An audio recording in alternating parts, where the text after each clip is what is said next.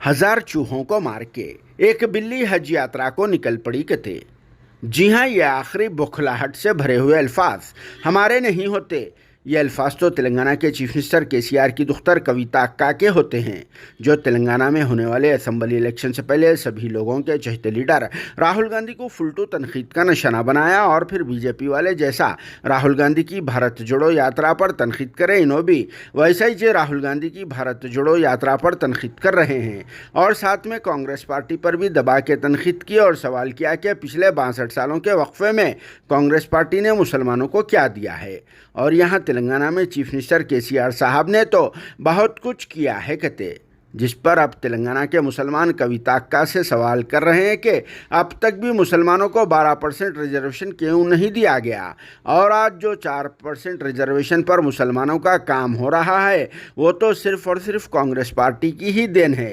केसीआर साहब की पार्टी तो बस झूठे वादों की माहिर है और अब इलेक्शन से पहले मुसलमानों के वोट्स की खातिर कविता अक्का इस तरह से बयान देकर सिर्फ और सिर्फ कानों को खुश कर रही है। इसी वजह से यहाँ के मुसलमानों ने तेलंगाना में अब की बार कांग्रेस पार्टी की सरकार का नारा दे चुके हैं, क्योंकि पिछले 10 सालों के वक्फे में केसीआर साहब सिर्फ और सिर्फ हथेली में चांद दिखाते हुए ही आ रहे हैं। इसीलिए न सिर्फ मुसलमान बल्कि तेलंगाना की सारी अवाम कांग्रेस पार्टी को वोट देने का इरादा कर चुकी है। इसीलिए भी बीआरएस पार्टी वाले अब बौखलाहट का शिकार हो चुके हैं, जिस पर आप सबका क्या कहना है कमेंट बॉक्स में ज़रूर जवाब देना। और साथ में कविता अक्का का यह बयान भी एक बार ज़रूर सुन लेना, जिसमें इन्होंने 1000 चूहों को खाकर बिल्ली हज यात्रा को निकल पड़ी, इस बयान पर भी सभी लोगों ने तनकीद की है।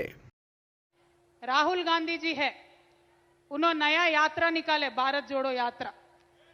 मुझे क्या लग रहा मालूम, जो 1000 चूहों को मार के एक बिल्ली हज यात्रा को निकलती, वैसा है राहुल गांधी जी का। अरे आजादी आने के बाद 62 इयर्स कांग्रेस का हुकूमत चला इस मुल्क में। क्या करें आप मुसलमानों के लिए, क्या करें आप गरीबों के लिए। गरीबी हटाओ बोल के बोलते रहे, गरीबों को हटाए, गरीबी नहीं हटाए आप। लेकिन तेलंगाना में 10 साल में जो इंकलाब केसीआर साहब लेके आए, देश में कहीं और नहीं हुआ। तो क्यों जाना है कांग्रेस के साथ, क्यों वोट देना है कांग्रेस के साथ। आज हमारे माइनॉरिटी भाई सोचना चाहिए। घर घर आप जाओ, हर एक मौलाना को पकड़ो, हर एक मस्जिद में जाओ, आप उनको समझाओ क्यों देना है भाई कांग्रेस को वोट। कितने साल और मौका देते, नहीं थे क्या राज में 62 इयर्स नहीं थे, तेलंगाना में भी थे 62 इयर्स। उनकी नानी थी, पापा थे, दादा थे, परदादा थे, सभी लोग थे। क्या हुआ, बदलाव आया नहीं आया। फिर क्यों मौका देना है उनको, एक बार ये पूछिए। क्योंकि बहुत लोग बोल रहे हैदराबाद में बैठ के, दिल्ली में बैठ के, तेलंगाना में मुसलमान इधर सोच रहे उधर सोच रहे। मैं एक ही बात बोले, कुछ भी नहीं सोच रहे, कार और सरकार सोच रहे और कुछ नहीं सोच रहे। कार और केसीआर सोच रहे और कुछ नहीं सोच रहे। मेरा आपसे इतना ही एक रिक्वेस्ट है, जिस तरीके से हमने अपने कौम को यहाँ महफूज रखा, जिस तरीके से हर माइनॉरिटी क्रिश्चियन को, हर माइनॉरिटी मुस्लिम को, हर हिंदू को हमने यहाँ महसूस किया, उसी तरीके का माहौल, उसी तरीके का फिजा हमें पूरा हिंदुस्तान में बनाना है। उसके लिए तेलंगाना एक मिसाल होना चाहिए। हमने 10 साल से कोशिश किया है और बाकायदा जब तक केसीआर साहब है कुछ भी नहीं होगा, एक भी दंगा फसाद नहीं होगा, एक भी कम्युनल राइट नहीं होगा, कुछ भी नहीं होगा। और ये राहुल गांधी जी सुबह से लेकर शाम तक एक ही बात बोलते रहते, संविधान डेंजर में है, डेमोक्रेसी डेंजर में है। कुछ नहीं है, तेलंगाना में दमदार लीडर है, डेमोक्रेसी है, संविधान भी है और ये बचा रहेगा जब तक केसीआर साहब है।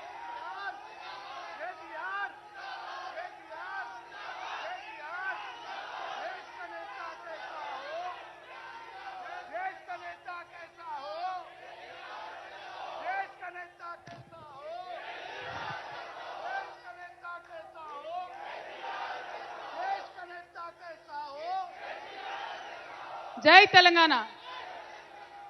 तो मेरा बोलने का मतलब यही है, जब दमदार लीडर होता है और जब जिम्मेदार लीडर होता है, क्या चाहते हैं, क्या बोलते हैं केसीआर साहब? बोलते क्या है?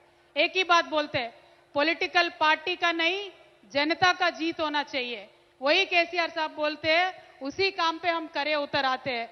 मेरा बस आपसे इतना ही रिक्वेस्ट है, हमारे सारे मुसलमान भाइयों से, 10 साल पहले जब पहले मर्तबा इलेक्शन में आए थे, तब केसीआर साहब ने आपसे एक रिक्वेस्ट किया था, सोपत करके देखो, सोना घस के देखो।